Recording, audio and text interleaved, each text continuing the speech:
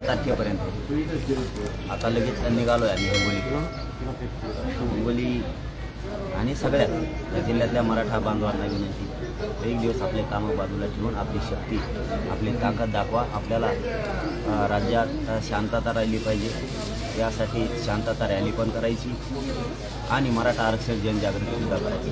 सरकार आरक्षणाच्या बद्दल काय करते हे मला तुम्हाला समोरासमोर येऊन सांगायचं. सरकारची भूमिका काय आणि आता आपल्याला एकत्र येऊन आपल्या मुलाला आणि आपल्या समाजाला न्याय देण्यासाठी, आपल्या जातीसाठी एक दिवस सगळ्या बांधवांनी हातातले कामं बाजूला ठेवून ताकदीनं या.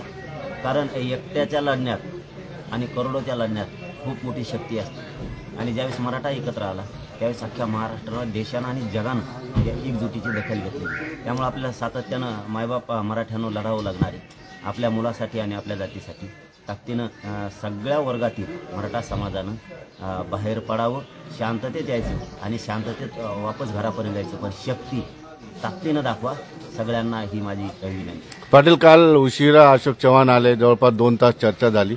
ही भेट काय होती आणि नेमकी काय चर्चा झाली तुमची? नाही, हेच की सगळ्या सोयऱ्यांच्या बाबत, हैदराबादच्या गॅजेटच्या बाबत, की त्यांचं म्हणणं होतं आम्ही फडणवीस साहेबांना, शिंदे साहेबांना सांगतोय आजच, उद्याच, परवाच असं चर्चा करतो लगेच. आम्हाला काही हरकत नाही, कारण हे अंतरवाली इथं कुणी येऊ शकतं. इथं हे मराठ्यांचं केंद्र असल्यामुळं इथं कोणाला येऊ नको असं म्हणता येत नाही आणि आल्या गेल्याशिवाय तरी कोणी प्रश्न कसे मार्गी लागणार आहेत. आणि आता काय आले काय आणि गेले काय, कोणी पण हे मराठ्यांचं केंद्र आहे, दुसरं मी कोणाचंच होऊ शकत नाही. मराठा समाजाचाच मी किती नेते आले, किती कोणी काय झालं, मी कृतीवर आणि अंमलबजावणीवर जास्त विश्वास ठेवतो. कारण हे आले सकारात्मक किंवा आश्वासन यापेक्षा समाजाला दिसतंय. या बैठका सुरू असल्या तरी आमचे कार्यक्रम सुरूच राहतील. आता काही निवडणुका नाहीत म्हणून हे आला आणि ते गेला, कुणी तरी यायला लागतं, कुणाला तरी बोलावं लागतं आणि ते त्यांनी केलं, करतील. पुढं काय आहे 13 तारखेला फक्त काही दिवस राहिलेले आहेत. तुमच्या मागण्यांच्या बाबत बघता 13 तारखेला तुमच्या हाती काय पडेल असं वाटतंय का? काय तुमची सरकारबाबत भूमिका आहे? सगळ्या सोयऱ्यांची आम्ही दिलेल्या व्याख्याप्रमाणे होईल असं आम्हाला वाटतं. एक आंदोलक म्हणून विश्वास ठेवणं, आशा बाळगणं हे माझं कर्तव्य आहे.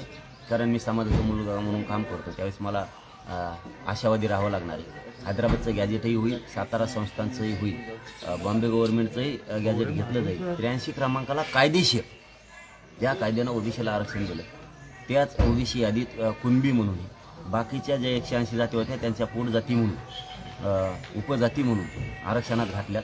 तर मराठ्यांची पोटजात कुणबी होऊ शकते, का होत नाही या प्रश्नाचं उत्तर पाहिजे. मला वाटतं तीही 100% होईल. फडणवीस साहेब सगळे गुन्हेसुद्धा आंतरवालीसह महाराष्ट्र राज्यातले वापस घेतील हे आम्हाला आशा आहे. आणखीन आमच्या या सगळ्या मिळून 7-8-9 मागण्या होतील अशी आशा. पण 7 दिवस आहे 13 तारखेला, बघता सगळ्या प्रोसेस बघता या मागण्या मान्य होऊ शकत नाही असं तज्ज्ञांचं म्हणणं आहे. 13 पर्यंत हाती काही नाही लागलं तर पुढचं पाऊल काय असणार? राजकीय इच्छाशक्ती जर असली, सरकारची जर इच्छा असेल तर 7 दिवस नाही, 2च घंट्यात सगळे निर्णय होऊ शकतात आणि ते बी कायदेशीर टिकणारे. तर इच्छाशक्ती त्यांची पाहिजे.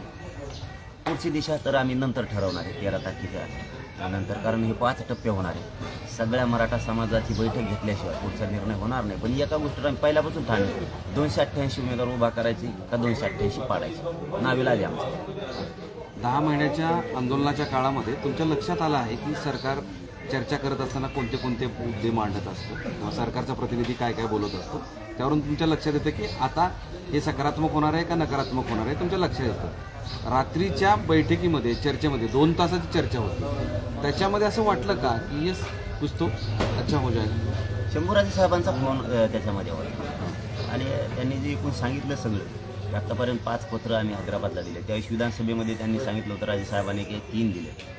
असं याने वाटतंय की स्पीडनं काम करताय ते, असं वाटतंय. कारण रात्री फोन शंभूराजे साहेबांचा होता आणि ती काम करण्याची पद्धत, त्यामुळे तर आम्ही समाजाने त्यांना वेळ दिला ना.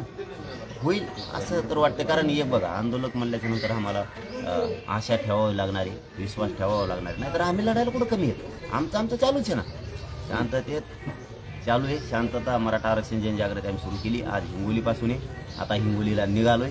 मराठा ताकदीनं एकत्र येणार, थोडंफार कमी होणारच आहे कारण कामाचे दिवस आहेत, विठुरायाची वारी पण समाज जास्तीचा तिकडं असतो. पण आमची शक्ती काही ते मराठी सगळे बाहेर निघणार आणि आम्ही सरकारला जागा करायचं पाट- काम करायचं. मग ही पाटील, शांतता तुम्ही- रॅली आहे की ही निवडणुकीच्या अनुषंगानं मराठ्यांमधली जागृती रॅली आहे? नाही नाही, ती जागृती रॅली अशी मोठी होणार. हां, तुम्ही नुसती बघा. आणखी मुंबईत जायचं राहिले, ती रॅली लई डेंजर होणार.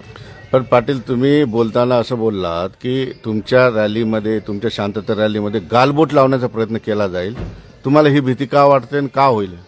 कारण माणूस खुनशी एक खोलसाळ सवय पहिल्यापासून, कुणाची? येवल्याचा छगन भुजबळ पहिल्यापासून सवय. त्याच्यामुळं इथून मागंही केलं आहे. आमच्या पुढं आंदोलनं करणं, आमच्याच पुढं हटकून सभा घेणं, आम्ही जे करतो तेच करणं.